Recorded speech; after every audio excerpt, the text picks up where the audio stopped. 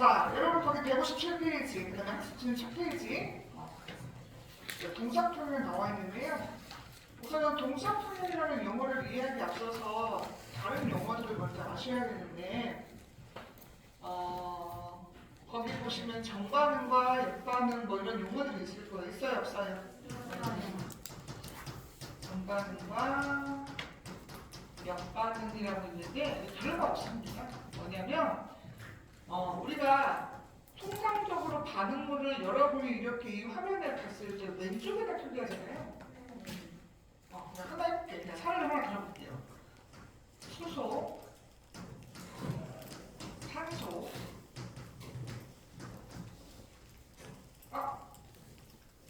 얘들아, 반응식 바꿀게요. 이거 말고 다른 걸로 할게요. 될 수 있는 거 다른 걸로 할게요.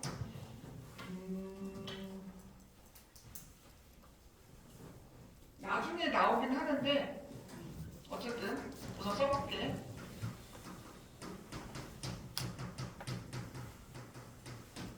여러분 이거 뭐죠? 중화반응 그거죠? 맞아요, 안 맞아요? 자, 그러면은 여기서 화살표를 이렇게 그리긴 했는데 이거 이따가 설명할 거고, 우선은 여기 먼저 보세요. 여기 이쪽이 보통 반응물을 쓰지 않아요? 얘들아, 맞아 안 맞아? 맞아요. 이쪽이 보통 반응물을 기재하고 오른쪽에다 무슨 물을 쓰지? 생성물을 쓰잖아. 얘들아, 맞아 안 맞아? 그랬을 때 우리 통상적으로 반응물에서 생성물 넘어가는 이 위에 화살표 있죠? 근데 위 화살표를 정반응이라고 해요. 거꾸로 생성물이 어떠한 이유로 다시 원상태로 돌아가기도 하거든요. 어떤 화학반응에는 그걸 뭐라고 한다? 역반. 별거 없어요. 그래서 이처럼 정반응과 역반응이 같이 일어나는 그런 화학 반응들이 있어. 모두 그렇다는 게 아니야. 어떤 화학 반응은 정반응이 일어나면서 동시에 역반응이 일어나는 그런 화학 반응들이 있다고 했다. 이걸 가역 반응이라고 해요. 그래서 화살표가 이렇게 표기되면 가역 반응이라고 인지하시면 돼요. 이걸 무슨 반응이라고 한다고요? 가역 반응이라고 해요. 가역 반응.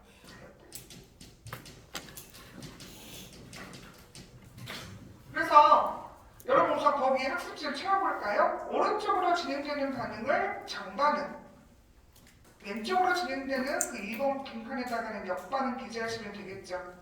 맞아요? 네. 자, 그러니까 가역 반응은 무슨 뜻이라고요? 정반응과 역반응이 모두 일어나는 거예요. 정반응과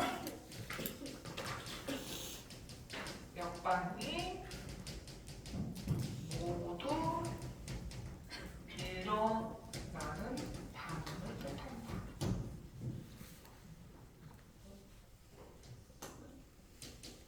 그러면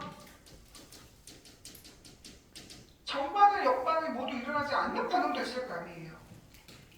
얘들아, 맞아 안 맞아? 그러니까 정반응만 일어나거나 역반응만 일어나는 얘들도 있어요. 네? 그래서 정반응만 또는 역반응만 일어나는 반응이 비가역 반응이에요. 그러면 이 정의는 솔직히 시험에 나오진 않고요. 가역 반응 사례 예시가 누가 있는가, 비가역 반응 예시가 누가 있는가 해갖고 여러분 거기 보시면 박스에 예라고 쓰는 거 있을 거예요. 가역 반응에 대한 정의, 정반응, 역반응의 정의를 물어보진 않아. 얘들아, 그런데 그 사례는 좀 보시라고. 사례. 자, 선생님 비가역 먼저 할게요. 비가역 먼저. 자, 여러분 이제까지 우리가 화학과를 통합과학 할 때도 배웠고 중학교 때도 아마 봤을 것이고 한데, 특히 이제 통합과학에서 처음에 나오는 것들 화학 반응 중에 뭐가 있었냐면 연소 반응 있었어요. 산소랑 반응시키는 거. 또 여러분 산화하는 반응 배웠었잖아요. 그죠? 그게 대표적인 비가역 반응이에요. 그러니까 한 번 일어나면 안 돌아오고. 여러분 봐봐요. 여기 내가 지금 철이 이만해서 철이라고 합시다. 철. 인덱스 철이죠 처음에는. 시간이 오래 걸리면 무슨 생각해요? 바깥색으로 바뀌죠. 녹슬잖아요. 그럼 다시 돌아가요? 안 돌아가잖아. 그래서 이처럼 산소랑 반응하는 이런 반응들 있잖아요. 특히 단시간 내에 태워가지고 산소랑 반응시켜서 에너지를 생산하는 것들은 기하입니다. 다시 돌아오지 않아요. 그 다음에 여러분 중학교 때 아마 배웠을 텐데 앙금 생성 반응이라고 어떤 두 물질을 섞으면 갑자기 없던 가루가 막 생기면서 이렇게 가라앉잖아요.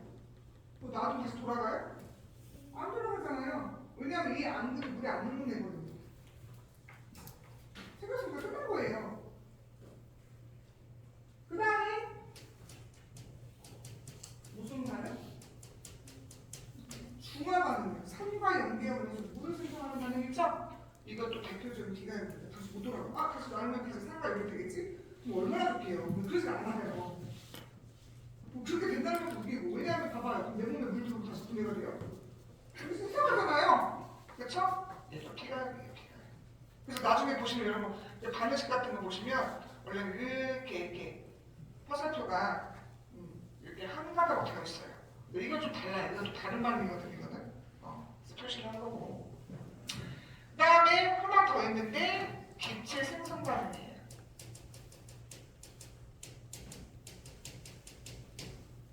무슨 말이야? 두 가지 석가고 기체가 발생해서 날아갔어. 어떻게 할까요? 붙잡을까요? 안 돼요. 끝난 거예요. 거기서. 이런 것도 기가이라고 생각하시면 됩니다. 그러니까 여러분 이제까지 배웠던 거 대부분 다 뭐라는 얘기예요? 기가이라는 얘기예요. 그러니까는 이제 이 파트에서 가역반 우주로 나오는 거죠. 이제까지 기억을 배웠으니까. 맞아 안 맞아? 자 그럼 예시 볼까요? 거기 보시면 대표적인 첫 번째 누구? 물의 증발과 응축이라고 되어 있죠?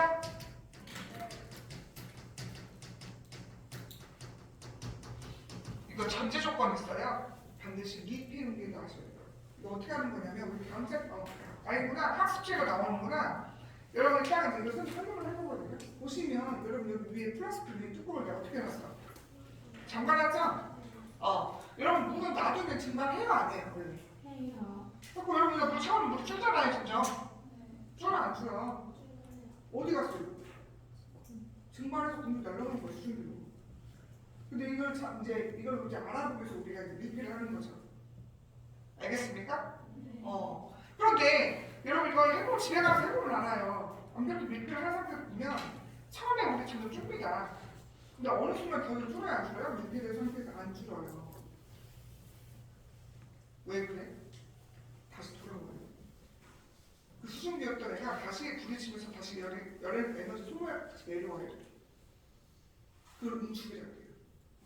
물이 날아가는 거 수증기가 되는 걸 뭐라고 하고? 증발. 수증기였던 애들이 서로 부딪히면서 에너지 소모가 내려오는 거 뭐라고 한다? 응축.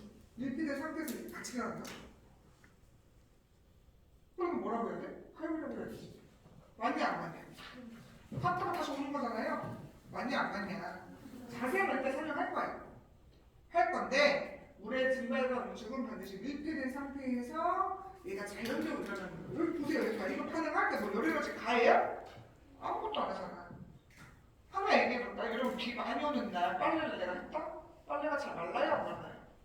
왜 안 말라요? 공기 중에 지금 뭐야 습하잖아. 토화 수증기라고 해서 턱 쳐졌단 말이야. 물론 왔다 갔다 하겠지만 굳이 지금 공기 중에 이만큼 다 꽉 찼기 때문에 수증기가 그렇게 더 이상 들어오지 못하거든요. 그럼 무슨 말이야? 날아가지 않는다는 얘기잖아요. 어떻게 결과적으로 양적으로만 따지면. 그러니까 계속 축축한 거야. 알겠습니까? 대표적인 가역 반응이고요. 그 다음에 우리 책에도 아마 나오는데 염화, 코발트, 육수화물 생성과 분해를 있었어요. 우리 책에 보세요. 얘들아, 157페이지 중간에 보시면 화학식이 있거든요. 이거 안 하셔도 돼요. 중요한 건 뭐야? 화살표 한번 보세요. 화살표. 갔다가 왔다가 하죠. 무슨 반응이라는 얘기야? 가역 반응이라는 뜻이에요. 이게 되게 웃긴 게 뭐냐면 무수, 원래 수분이 없는 염화 코발트색이 거기 여러분 나온 것처럼 푸른색이거든요. 푸른색이에요. 근데 얘를 물을 떨어뜨려요. 뭘 떨어뜨린다고? 물을 떨어뜨리면 붉은색으로 바뀌어요. 그러다가 다시 놔두잖아? 다시 풀어줄게요. 왜? 우리 날라가는 거죠. 그래서 우리가 염화 코발트 육수화물의 생성과 분해도 역시 뭐다? 가역 반응이에요. 그 다음에 황산구리 오수화물. 얘들아 여기 좀 여러분이 좀 이게 뭐지 하고 싶은데 육수화물, 오수화물은 무슨 뜻이냐면 물 분자가 6개, 물 분자가 5개가 같이 붙어있다의 의미예요. 그래서 여러분 거기 책에도 보시면 6개의 물 분자가 있잖아요. 봐봐 이렇게 봐봐. 그대로 붙어있는 거지. 얘들아 새롭게 배치되는 게 아니야. 그냥 물 분자 이렇게 붙어있는 거야. 그래서 날아가기 쉬워. 알겠습니까? 황산물에도 5개의 물 분자가 붙어있다가 떼어졌다 이렇게 하는 얘기예요. 그 다음에 거기에 아마도 나와 있는데 여러분은 들어가시는 것 같은데 석회동굴 있잖아요. 석회동굴. 석회동굴 생성과 다시 얘네가 해석이 되면서 종유석 석순 등을 생성하는 거거든요.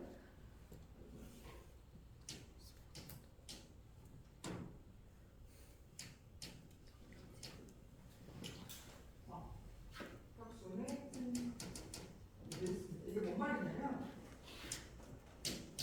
여러분 석회동굴 왜 생겨요? 지하수가 흘러야 돼요. 근데 그 지하수에 이산화탄소가 있어요. 그러니까 그런 조건이 붙어야 돼요. 단순히 물만 있다고 되는 게 아니라 물속에 뭐가 있어야 된다고요? 이산화탄소. 근데 이산화탄소 마치 내 위에 지나가는 돌들이 석회하면 화강하면 안 돼요. 그래서 다시 지하수, 즉 이산화탄소를 포함하고 있는 지하수가 석회암 지대를 만나면 화학 반응이 일어나요. 뭔가요? 오래 잘 모았겠죠. 그게 바로 무슨 동굴이다? 석회동굴이에요. 석회동굴이야. 그런데 그럼 석회동굴만 생기면 되잖아. 근데 여러분 동굴 가봤어 혹시? 우리나라에도 있는데 석회동굴이. 근데 그거 가보면 위에 뭐가 이렇게 막 돌들이 매달려 있고요. 밑에 보면 막 돌들이 이렇게 올라와 있어요 이렇게. 그래서 이 동굴 내부에 이렇게 위로 올라가 있는 거에서 정유석이라는 거예요. 이때 그 뻥긋뻥긋 그렇게 되어 있는 것들 있죠? 이거는 죽순같이 올라가면서 석순이라는 거예요. 죽순 알아요? 죽순? 대나무 밑에 올라오는 거? 자, 가는 게 뭐예요? 가는 게 석순이라는 거예요. 그리고 이게 이제 내려오고 올라오고 하다 보면 이렇게 기둥처럼 생기거든요. 여러분 게임입니다. 게임.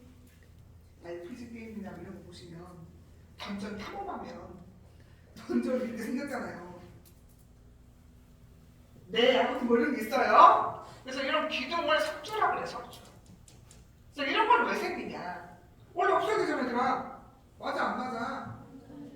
그런데 얘가 처음에 다 녹였을 때 탄산수소 칼슘이온을 만드는데요. 근데 놔두면 다시 분해돼요. 안정하지 못해서 다시 분해돼요. 분해되면 다시 탄산칼슘 만들어지거든요.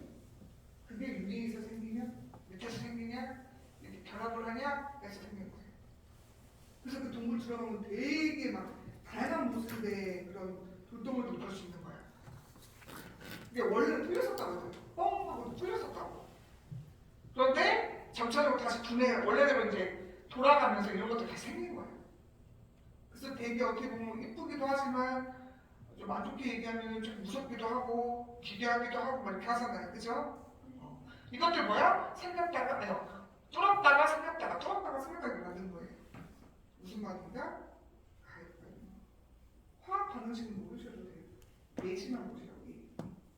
이거 구별만 하시면 돼요. 네? 여기까지 이해합니까? 그래서 여러분 거기 157페이지 교과서 맨 아래쪽 보시면 밑에서 세 번째 줄부터 선생님 읽어볼게요. 아니 두 번째 줄부터 세 번째 줄부터 읽어볼게요. 대부분의 화학 반응은 가역 반응이에요. 그러니까 무슨 말이야? 가역 반응이 훨씬 많다는 얘기예요. 사실 여러분은 이거 위주로 배웠지만 실제로 웬만한 화학 반응은 대부분 가역 반응이 되네요. 하지만 어떤 반응은 역반응이 무시할 만큼 적게 일어나서 그냥 우리가 외관상 한쪽으로만 일어났다 하는 인지할 수 있는 그런 반응들이 있는데, 그 다음에 줄급시다 객체가 발생하는 반응, 앙금이 생성되고 연소되고 산과 연기의 중화 반응은 한쪽으로만 진행되는 것처럼 포인트해서 비가역 반응으로 여기시면 되겠습니다. 알겠습니까? 사례 구별할 수 있겠죠? 네? 네. 자, 교과서 한 장 넘기시고요. 우리는 이제 동적 변형에 들어갑니다. 다 썼나요? 네. 동적 변형. 3번인가요? 여기 3번이니? 알려줘. 2번이에요? 3번 아니에요? 왜 이러는 거예요?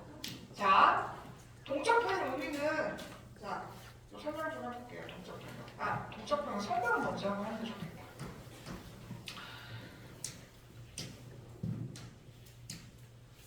자, 이거는 여러분 그리지 마시고 들어주세요. 아까도 얘기했다시피 어떤 여기다 거기 넣어놔요. 물 이렇게 넣어놔. 여기 이렇게 막아. 알겠습니까? 그러면 얘는 어찌됐든 이 공간에는 지금 수분이 없으면, 수증기가 없으면 뭐가 일어난다고요? 증가력이 일어날 거예요. 근데 어느 순간에 보면은 더 이상 물을 안 준다고 아까 얘기했었잖아요. 그 말은 여기는 다시 내려온다는 얘기거든요. 그래서 올라갔다 내려갔다 이게 하다 보면 어느 순간에 일정해지겠죠. 그 일정할 때는 더 이상 물이 안 내려가요. 알겠습니까? 그거 좀 간략히 설명합니다. 일단 정리 다시 한번 얘기하겠지만, 그런데 그러면 어떻게 우리가 화학에서는 정리를 하냐? 잘 보세요. 정의를 잘 보셔야 돼요. 왜냐면 이거 나중에 문제 이거 어차피 이거 나오면 한두 문제도밖에 안 나오는데 계산 문제도 아니고 그냥 진짜 찾는 거야, 찾는 거. 근데 낚이지 말라고 하는 겁니다. 자, 얘 정의부터 설명해 줄게요. 얘가 뭐냐면 정의가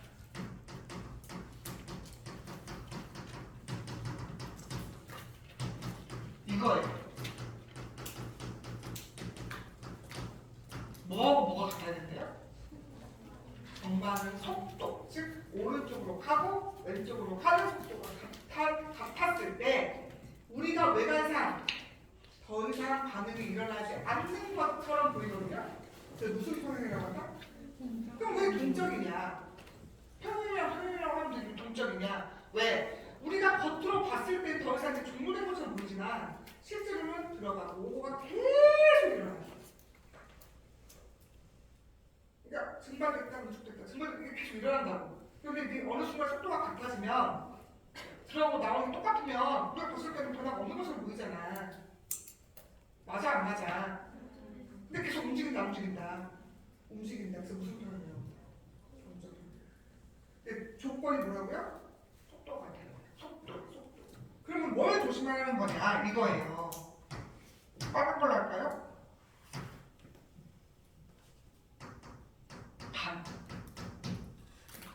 정반응, 역반응 일어나면 우리 반응물 생성물 있을 거 아니에요. 그 양이 같을 필요는 없어요. 일정만 하면 되지. 정반응이 많아야 되고 역반응이 정반응하고 역반응 양이 같을 필요가 없다고. 하나가 많고 적어도 상관없어요. 변화만 없으면 돼요. 전체적으로. 그래서 반응물의 양과 생성물의 양이 같을 필요 없어요. 뭐만 하면 된다? 일정하기만 하면 됩니다. 일정하기만.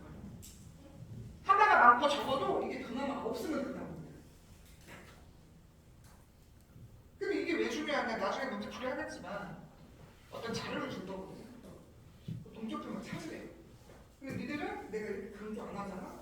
얘랑 양이 같은데 여기 구간에서 동적점을 하게 되게 부른단 말이에요. 그러시면 안 돼요. 속도예요. 뭐라고요? 속도. 양은 같아도 되고 안 같아도 돼. 일정 변화만 없으면 돼. 알겠습니까? 조심하셔야 돼요. 애들 이렇게 강조 안 하잖아?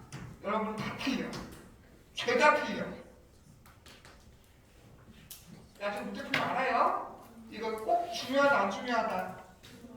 중요해 얘들아.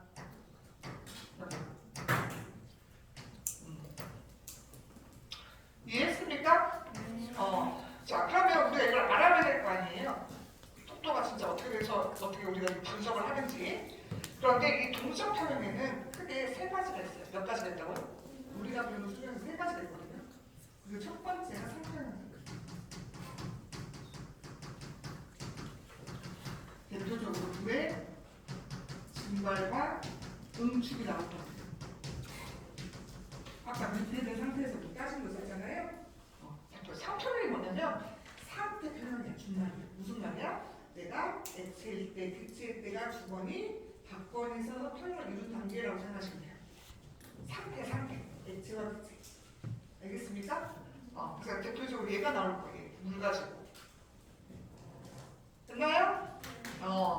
자, 그러면 거기 그림을 여러분 뭐 보시면 알겠지만, 간략 한번 그려주세요. 간략히 될지 모르겠어. 이제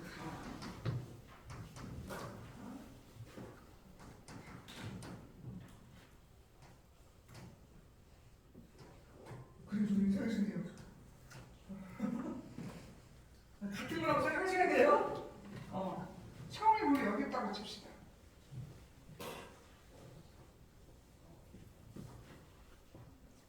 이렇게 되어 있고요. 그 다음에 여기 표시 보시면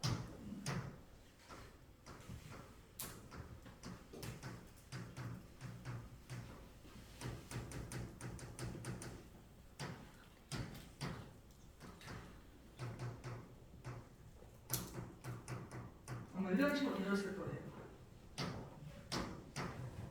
여기 막아져 있어요. 여기는 여기 멀리 있다고 막아져 있다고 생각하시면 됩니다. 자, 그리고 이 안에는 다 물만 있는 거예요. 물.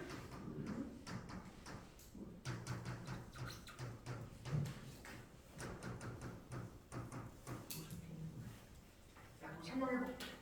자, 처음 물이 막 닫아놓고 그리고 시간 톡톡톡톡 봤더니 이렇게 됐더니 내가 물이 조금 내려갔어. 높이가. 어디 갔어? 수준대로. 왜? 여기가 수가 부족하잖아. 얘는 그거를 포화 상태로 만들려고 증발하고. 그래서 이 빨간 것이 증발한다는 뜻이에요. 그런데 왜 세 가지를 그려? 세 개를 그렸냐고 생각해. 속도를 보여줘. 보시면 알겠지만 속도가 어때요? 세 개가 빨간색은 동일하죠?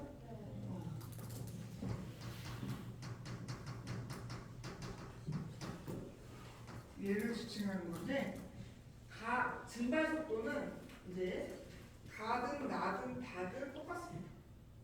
똑같이 채우라고 보내요. 알겠습니까? 그래서 증발 속도는 일정하다라고 생각하시면 돼요. 그런데 좀 파란 거 보세요. 처음에 하나 들어오고 두 개 들어오고 세 개 들어오고 있죠? 이것은 누구냐? 공기 중에 증발돼서 올라갔던 수증기가 서로 부딪히면서 다시 내려오는 거예요, 물로. 이걸 아까 응축이라고 한다고 했잖아요. 응축 속도가 무슨 속도가 나타낸 거라고요? 이 파란 부분이 응축 속도예요. 응축 속도. 근데 점점 응축 속도는 뭐 하고 있어? 증가 빨라지고 있어. 그죠? 얘는 증가하고 있어요. 증가하고 있는데 증가하고 있다가 잘 보시면 이 다 보세요. 어때요? 올라가고 내려가는 속도가 똑같아요. 이때가 동적평. 그럼 내가 이때 갔을 때 이때 여기서부터 하면 봐봐. 물 좀 더 내려왔는데 이 정도 더 내려가서 그래서 이 단계를 뭐라고 한다? 무슨 단계? 동적 평형이라고 해요.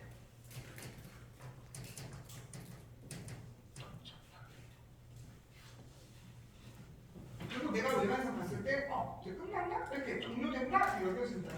더 이상 아무런 변화가 없으니까. 하지만 뭐라고요? 계속 이거 일어나고 있다 안 일어나고 있다. 그래서 그걸 왜 써주려고? 동적 평형은 눌러줄까요?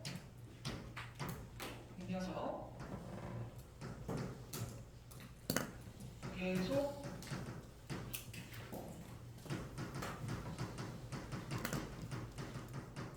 정반하고 야 어떡하냐 이렇게 갑자기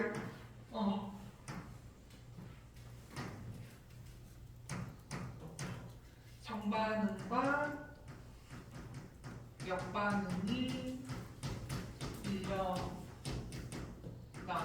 있다. 겉으로는 종료된 것처럼 보이지만 계속 일어나고 있는 거예요. 그냥 속도가 같은 겁니다. 알겠습니까? 그래서 여러분 나중에 지문 보시면 더 이상 이제 일어나지 않는다, 더 이상 뭐 생기지 않는다 이렇게 나와요. 틀린 말이에요. 알겠어? 그래서 여기 보시면 이렇게 이런 식으로 이렇게 진행되고 있다는 걸 우리가 알 수 있죠. 됐나요? 여기까지는 이해했어요? 자, 그럼 선생님 여기 증가속도는 변화가 없다고 그랬죠? 맞아요? 네. 자, 이거를 선생님이 이제 화학식으로, 반응식으로 표현해 볼 건데, 처음에 물을 집어넣은 거잖아요, 얘들아. 이건 이거잖아. 상태 표시 잘 보셔야 돼요. 그런데 얘가 나중에 뭐가 된다? 수증기가 되고, 얘가 시간이 지나면 연속돼서 다시 돌아가는 거죠. 그럼 가역반응 맞잖아요. 맞아, 안 맞아? 그래서 물의 증발과 응축의 화학 반응식은 요거예요. 이거 가역반응 표시가 이거거든요. 됐어요? 그리고 이게 여기가 증발, 여기가 증발, 여기가 응축. 이렇게 생각하시면 돼요. 자, 그러면 이거를 좀 그래프로 또 한번 나타내 볼게요. 얘가 속도예요. 자, 증발 속도는 어떻다고 했죠? 계속 일정. 증발 속도. 그런데 응축 속도는 점점 수증기가 많아지면 더 많이 부딪혀서 내려오겠죠? 얘들 맞아 안 맞아? 자, 응축 속도는 이렇게 올라가요. 그러면 여기 같아지는 요 순간 있죠? 무슨 타요?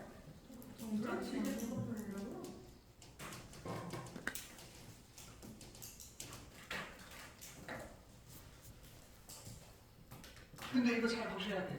증발은 일정하고 응축은 수증기가 생겨야 늘어나는 거니까 얘는 동적 평형에 다다를 때까지 뭐 한다? 증가해 온다고 생각하셔야 돼요. 됐습니까? 그리고 여기 하나 더 쓸게요. 그럼 선생님 동적 평형을 다른 식으로 표현할 수 있을까요? 네! 있습니다. 뭐냐?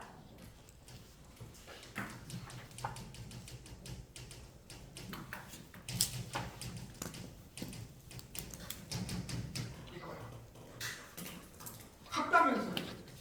이거 얼마인지 모르겠으나 나는 모를 거 아닙니까? 이거 맞냐? 이거 표현하는 방식의 문제죠? 맞아 안 맞아? 그런데 내가 이걸 왜 했을까? 여러분 일단 뭔지 알겠지만 이렇게 분수 형태로 얘가 이보다 크냐, 작냐, 같냐 이렇게 물어본단 말이에요. 됐습니까? 자, 그럼 말로 한번 해볼게요. 만약에 아직 동적평에 다다르지 않았어. 가는 중이야. 그럼 아까 얘들아 봐봐. 증발 속도는 변화가 없죠. 그런데 어쨌든 가는 중이면 증가하고 있겠죠. 그럼 얘는 점점 뭐해질까? 커지겠죠. 하지만 1보다는 작죠. 맞아요? 그래서 이렇게 생각하셔야 돼요. 증발 속도분의 응축 속도라고 만약 따질 경우에는 1보다 작으면 지금 동적 평면에 도달하지 않았다는 것이에요. 클 수는 없어요. 그때랑 클 수는 없어. 클 수는 없습니다. 이해합니까? 그럼 역으로 또 물어볼게요. 이걸 내가 뒤집어 봤어요. 뭐 해봤다고요? 뒤집어.